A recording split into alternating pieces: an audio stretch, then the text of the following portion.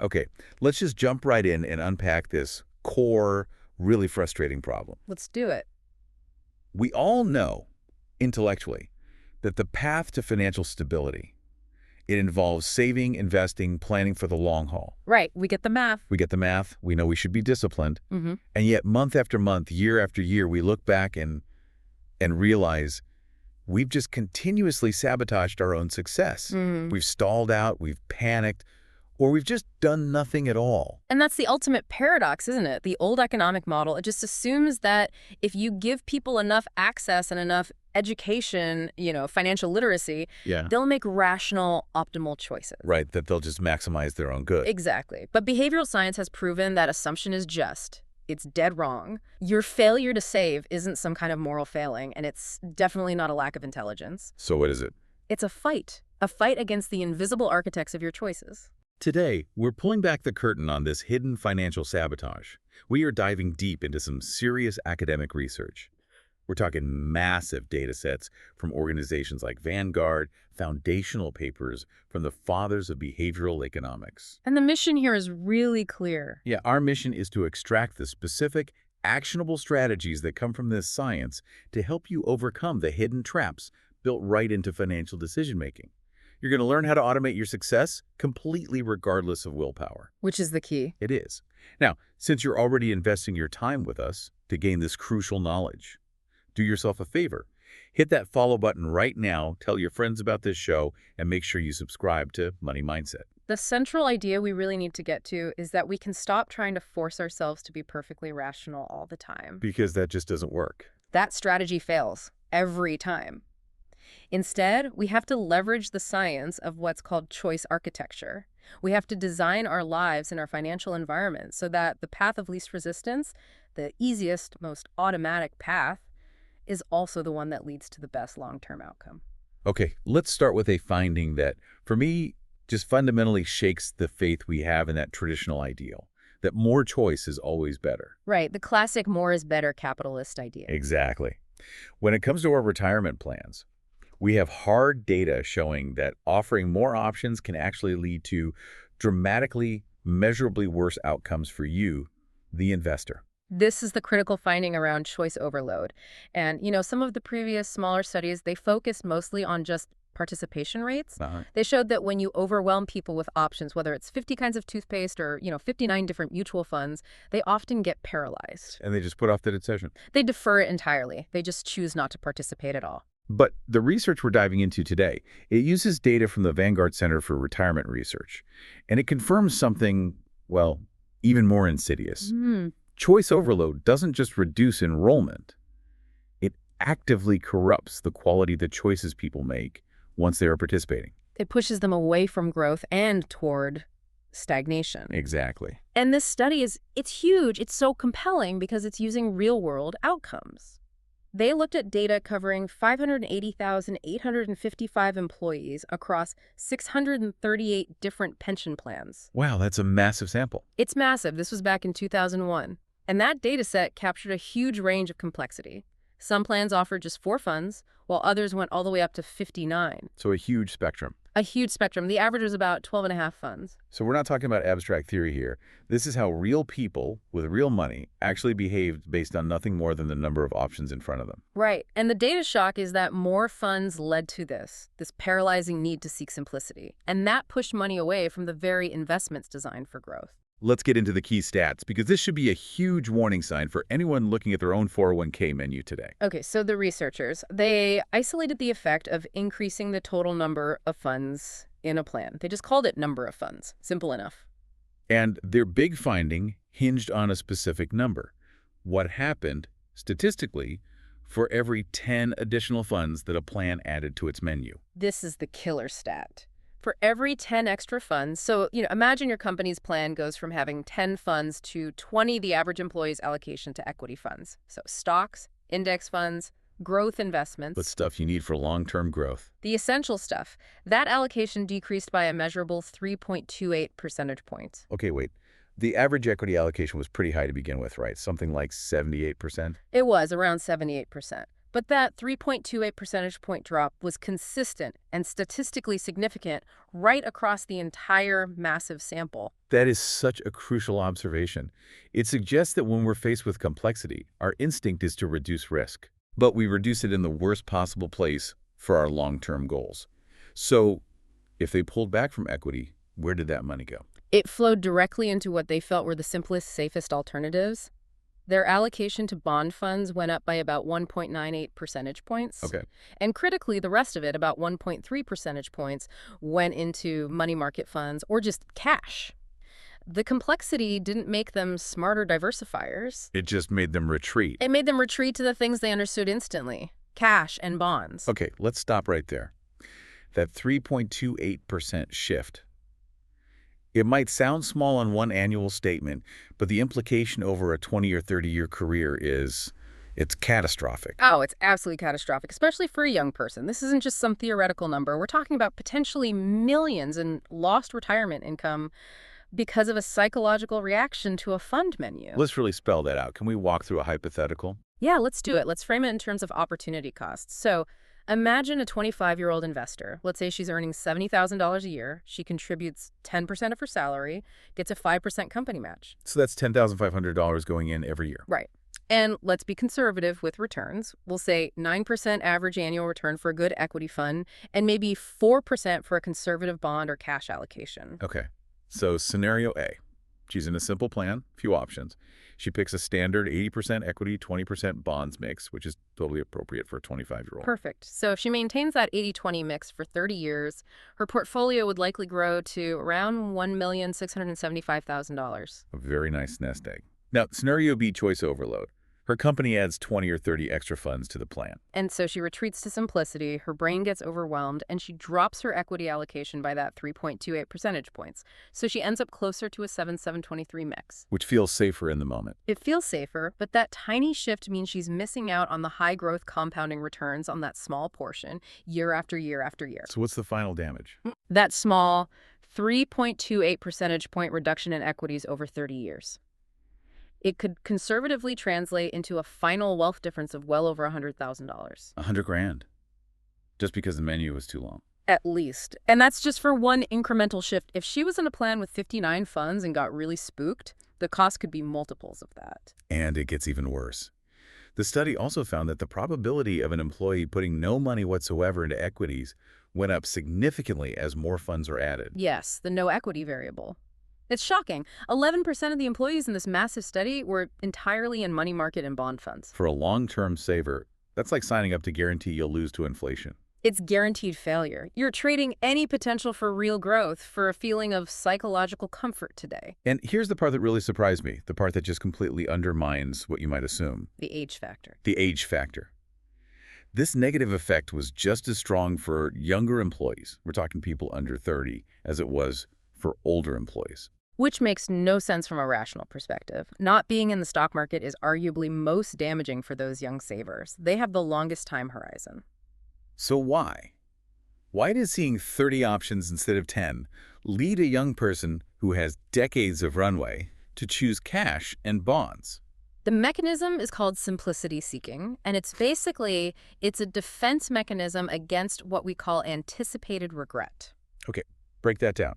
Think about the cognitive burden, the mental tax of just evaluating all those choices. When you see a small set of, say, 4 funds, you assume your employer, the plan sponsor, they've vetted them. You assume they're all probably decent options. Exactly. Your cognitive load is low, so you feel safe making a slightly riskier choice like an equity fund because you figured the downside of the whole set is pretty low. But when you see a huge list, 59 funds, with all these specialized niche products you've never even heard of, your brain just shifts gears.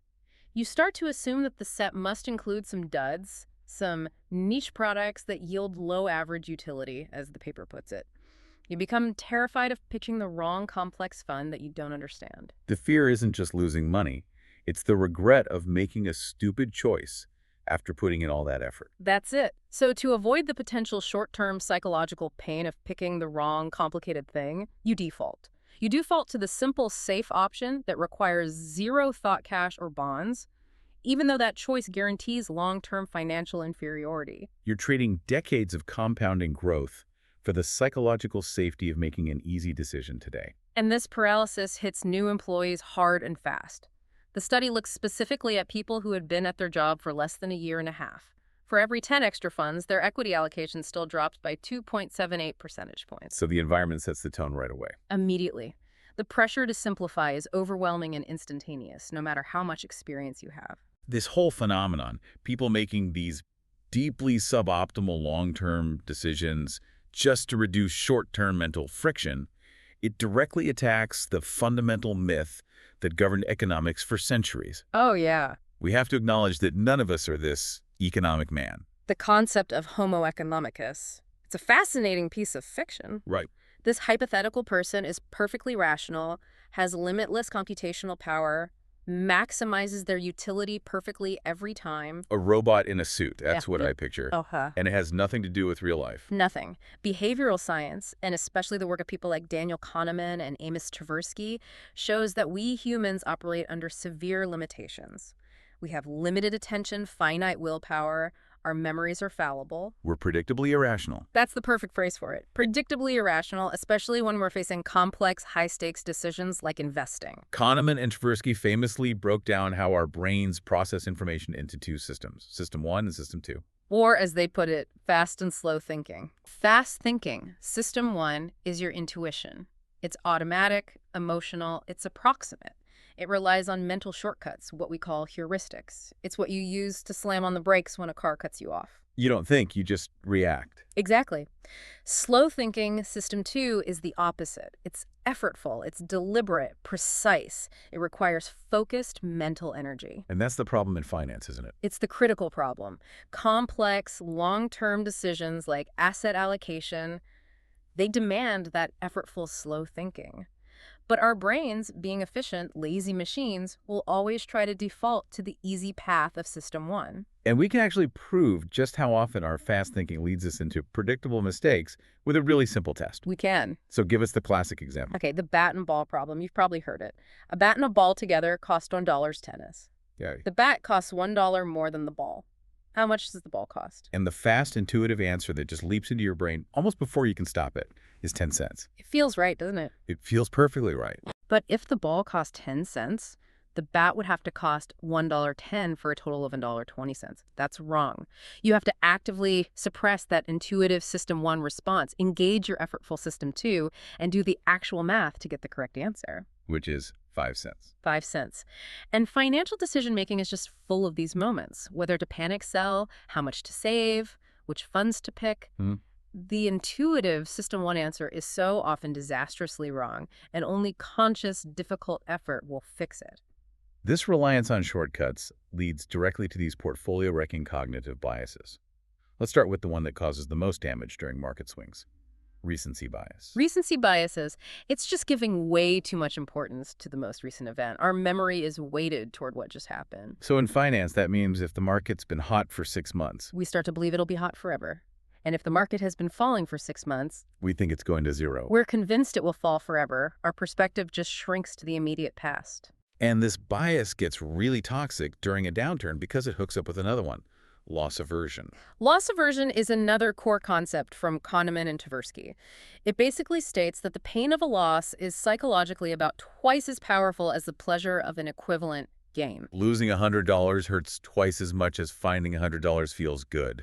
Exactly. So when markets are falling, recency bias narrows our focus to that immediate fear, and then loss aversion kicks in and triggers an emotional, panicked, fast-thinking decision. Like selling at the bottom. Like selling low, which locks in a permanent loss of your capital. And what's so important for this deep dive is understanding how the actual architecture of financial reporting, how it actively fuels this toxic combination. I mean, just think about any standard dashboard you log into. Oh yeah. Look at nearly every trading app or investment portal out there. They present performance data in this excruciating minute-by-minute detail, and they use these visual cues. Stoplight colors? Bright red for losses, bright green for gains. Right.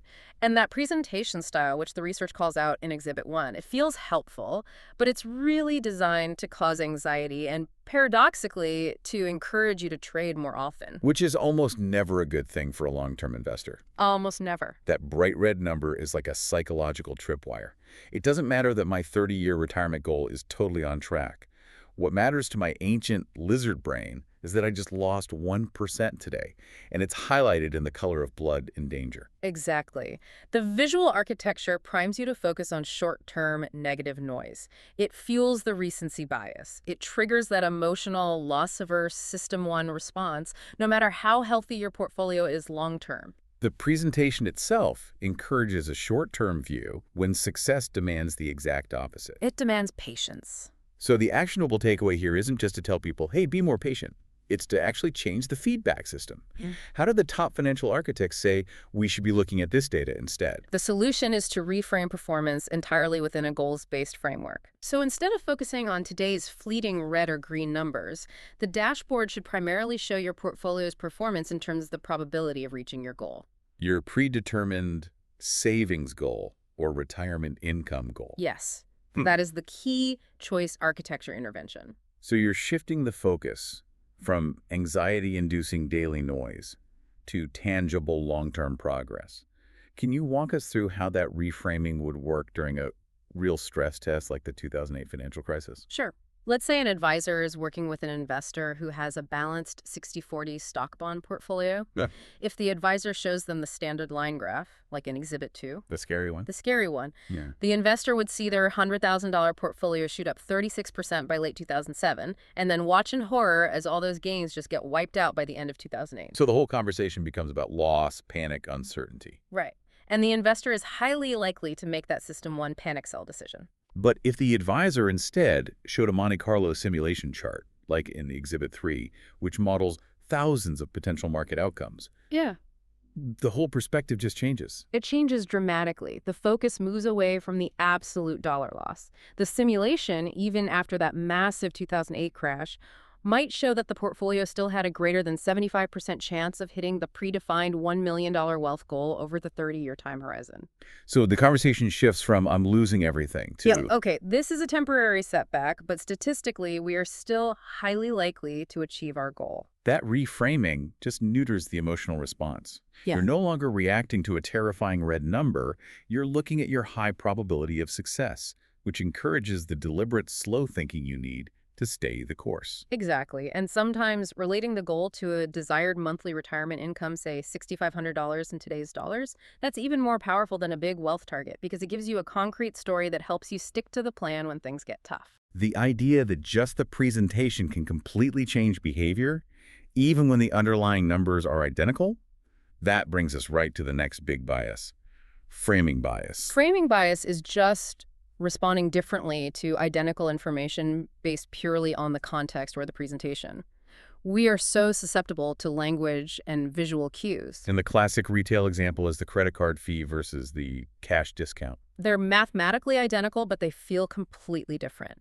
We feel the pain of a 3% fee on credit card purchases much more sharply than we appreciate the benefit of a 3% discount for paying cash. The fee frame triggers loss aversion. Right. And the discount frame evokes pleasure, but it's a much less urgent feeling. Yeah. We're not rational calculators. We're responders to the story that the information tells us. How does this framing bias show up in long-term investing beyond just fees? Oh, it's constant. It's in how we talk about risk.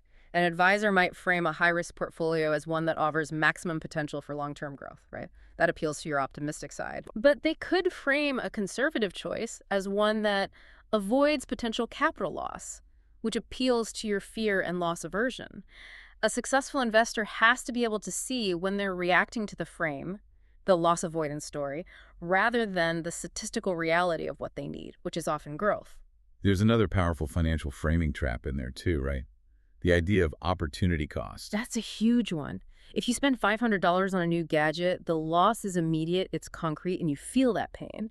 But the money you didn't save, the opportunity cost, that's an abstract future loss. It's much less emotionally powerful. Much less.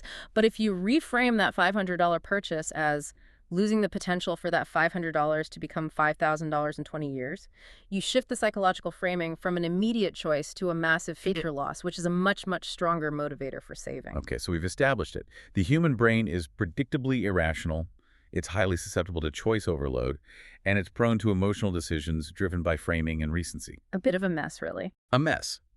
So the solution, therefore, isn't to rely on sheer willpower or to just read more books.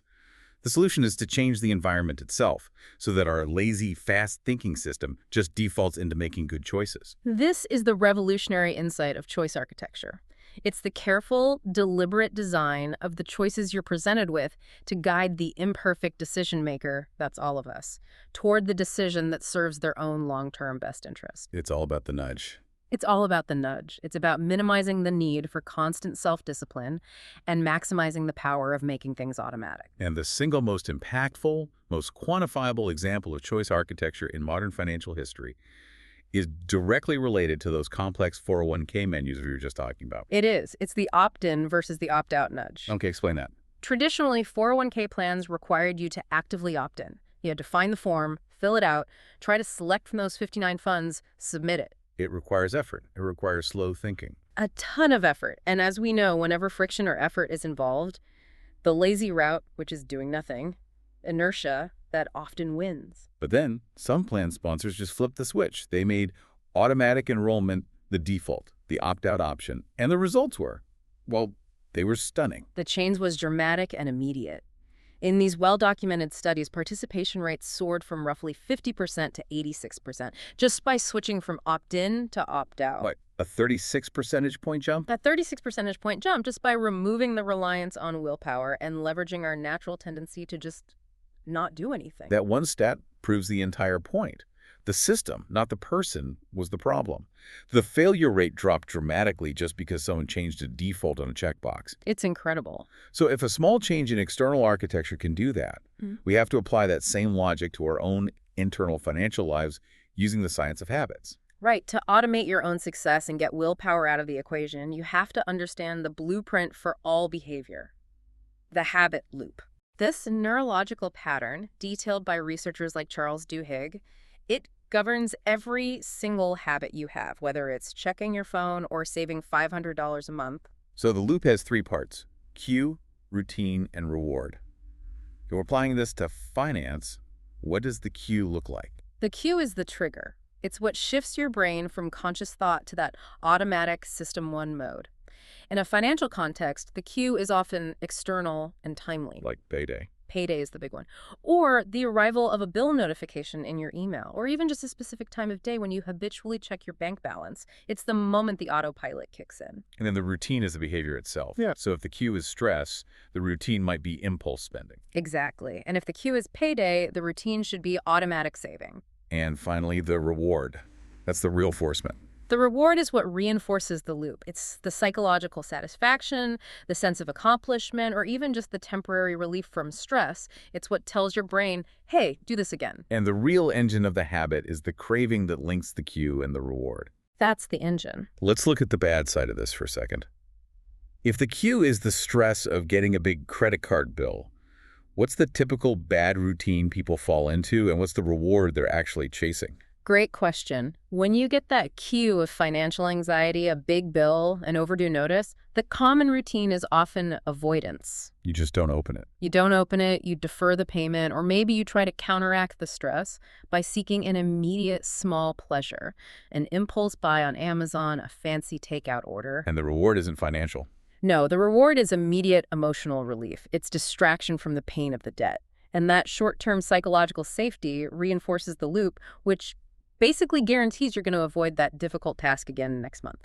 So the most powerful financial routine, then, is one that leverages this habit loop by making the good behavior automatic.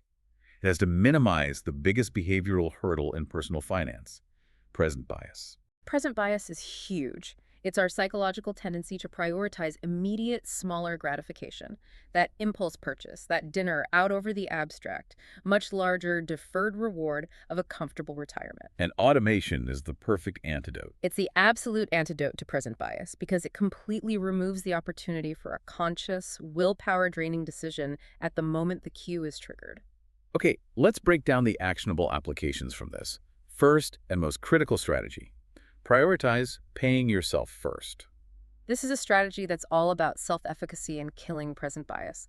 The moment the cue your paycheck hitting your account happens, the routine must be an automated, predetermined transfer of a fixed percentage to savings or investments. And it has to happen before you see the money. Before you see it, before you pay any other bills, and before you can consciously decide to spend it on something else, the reward is watching that account balance grow and the immediate psychological win of knowing you've already handled your future. The second application is using SMART goals not just as a wish list, but as powerful cues. Right. A vague goal like, I want to save more money, is useless. It offers no cue, no clear routine. This is a dream. It's just a dream. But a specific goal, like, I'm going to automate a $50 transfer every Tuesday morning to reach a $5,000 down payment by December 31st. Right. That links the routine, the $50 transfer, to a very clear cue, Tuesday morning. And tracking your progress against that measurable goal becomes its own reward. A powerful psychological reward that reinforces your self-efficacy. And finally,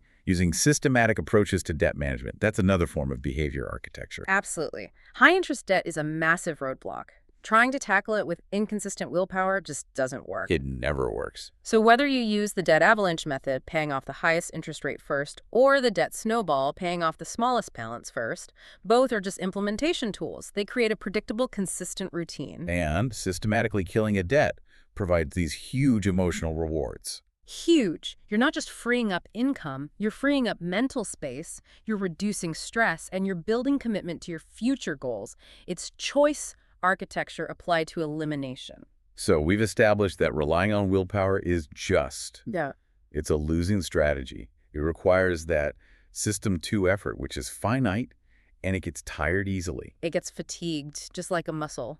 Exactly. So we have to delegate the control of our financial behavior to the environment itself.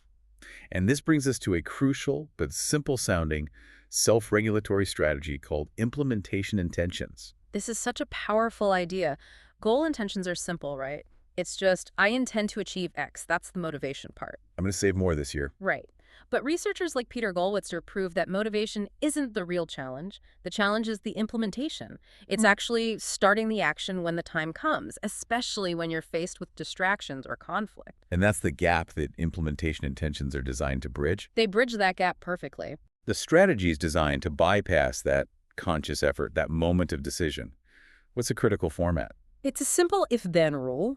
Formally, it's expressed as, I intend to do behavior Y when situation Z is encountered. If this happens, then I will do that. Precisely. You're linking a specific desired behavior, the Y, to an anticipated situational cue, the Z. You are essentially making a pre-commitment to yourself. This is so fascinating because it sounds like we're basically turning a conscious decision into a reflex. We're outsourcing the thinking to the environment. That's a perfect way to put it. You're forming a strong mental link, an instantaneous pathway.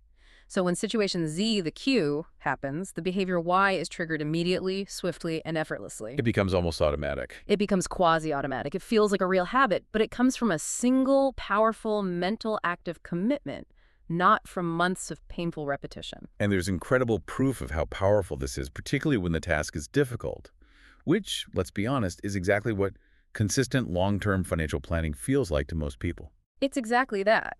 Researchers found that for goals that were easy to implement, things you'd probably do anyway, like buying bread on the way home, implementation intentions didn't really have much effect. Because you were going to do it anyway. The completion rate was already high. Right, it was already around 80%. If the task is easy, you don't need to over-engineer it. But the results for the challenging tasks. Yeah. This is the real breakthrough that should get every investor excited. This is it. For difficult-to-implement goals, tasks that are complex or cumbersome or require you to overcome conflict or distraction implementation intentions had a profound impact. How profound. In one study, the completion rate for difficult goals that didn't have this strategic prep was a mere 22%. So you fail almost 4 out of 5 times. You fail most of the time. But when the participants consciously created an implementation intention for that same difficult goal, the completion rate nearly tripled to 62%. Tripling your odds of success on a task you're currently failing at. That is transformative. It's a game changer. Let's make this more relatable. How did this work in the actual research? The original research used real-world scenarios, like students who were trying to complete a difficult personal project over the Christmas break. Which is like the capital of distraction and conflict. Exactly. So when the students just formed the simple intention, I intend to work on my paper Y when I'm at the kitchen table Z right after I finish my morning coffee, their completion rate just soared. They bypassed all that internal conflict and distraction. The magic is linking the action to an environmental cue that you know is going to happen, and then the behavior becomes effortless. And another study gave objective proof. They assigned a task, write a vivid report over the holidays. This was a novel, difficult task, so they knew the base rate of completion would be low. Okay, so the control group, who just had the goal intention, I'm going to write this report, They only completed the task 32% of the time. and the implementation intention group. They were instructed to specify when, like right after breakfast on the first day of the holiday, and where at my father's desk they would write the report. Their completion rate jumped to 71%. Wow. They had pre-committed to the context, which removed the need for that stressful, willpower-draining decision on the day. This is almost the exact same psychological mechanism as the 401k data. A small change in architecture, in this case an internal one, leads to a massive boost in positive outcomes. It's the same principle, and the benefit is truly immediate action. In one lab test, they had participants counter-argue xenophobic remarks made by someone on a video. So a confrontational, fleeting opportunity to act. Exactly. And the people who had formed implementation intentions seized those opportunities to intervene significantly faster, closer to the cue. There was no hesitation, no internal debate. The moment the cue appeared, the intended behavior just happened. This is precisely why this strategy is so vital for our finances. Long-term saving or investing. These are inherently difficult goals. They require overcoming present bias, dealing with complexity, and staying consistent for decades. These are the definition of difficult to implement goals. So if we bring all these concepts together, the ultimate actionable strategy is really this. Your decision to automate your finances is the single most powerful implementation intention you can possibly form. That's it, 100%. If you automate, you're implementing the rule. I intend to contribute 15% to my 401k when my paycheck is deposited. That's your QZ. And that one rule bypasses the complexity of the fund menu. It delegates the control of the behavior entirely to the payroll system, and it ensures the goal pursuit starts immediately. It takes human willpower out of the loop completely. And the same logic applies to debt management. You can form an implementation intention for that too. Yes. For that difficult decision to commit extra money to high-interest debt, you form the intention. I intend to review my credit card statement and immediately transfer an extra $500 to the balance behavior Y when the monthly statement email arrives, QZ. You're turning a stressful, conflict-ridden task into an automatic, delegated routine. And that consistency, which you achieve by removing the friction of conscious decision-making, that's what lets you leverage the real engine of wealth compounding returns while you simultaneously minimize the damage from your own emotional reactions and cognitive biases. The great danger for most people isn't poor performance in the market. It's poor behavior. By architecting your behavior, you optimize for the consistency that market success demands. So this entire deep dive has really confirmed that financial failure, it isn't a moral feeling, it's a design flaw. It's a design flaw. You are predictably irrational, and the systems around you are often designed to play directly into those flaws with complexity and short-term emotional feedback. So let's synthesize this down. What are the two absolutely critical lessons you need to take away from this? The first one, simplify and filter. Yes. You have to fight choice overload. You have to understand that having 59 funds instead of 4 is demonstrably bad for you. It will push you towards suboptimal, low-growth choices like cash and bonds. So when you're faced with that complexity, you need to seek out curated plans. Or even better, just use the simplest, most diversified default investment vehicles available. Like a target date fund. Like a target date fund, to completely eliminate that cognitive load and resist that dangerous temptation to over-optimize. And the second critical lesson, architect your environment. Stop trying to rely on your finite willpower to drive difficult long-term goals. It will not work. Use choice architecture, especially opt-out systems, and then create your own powerful internal architecture using implementation intentions. Link those positive financial routines directly and automatically to reliable environmental cues. Automate everything. especially the most difficult and conflict-ridden tasks. So that the necessary behavior is triggered swiftly and effortlessly without you even having to think about it. The great lesson from all this behavioral science is that the biggest enemy to your financial goals isn't the stock market, it isn't inflation, it's not some external crisis. It's the predictable friction and cognitive effort that you allow to exist in your own decision-making process. So if we know that the simple architectural change of flipping a single default option, opt-in versus opt-out, can boost 401k enrollment by 36 percentage points, and that implementation intentions can nearly triple the success rate of difficult goals, what single, small, automatic action can you implement today that eliminates friction and will compound into massive financial success over the next decade? Identify one specific financial goal that is currently stalled because it just feels difficult, and transform it into an immediate, automatic, delegated action. Instead of stressing about saving, just commit to the rule. I intend to set up a recurring $75 transfer when the direct deposit notification hits my phone. That single, automated, delegated decision is worth infinitely more than 100 hours of stressing about market movements or reading through 59 different fund prospectuses. The moment you remove the decision, you secure the outcome.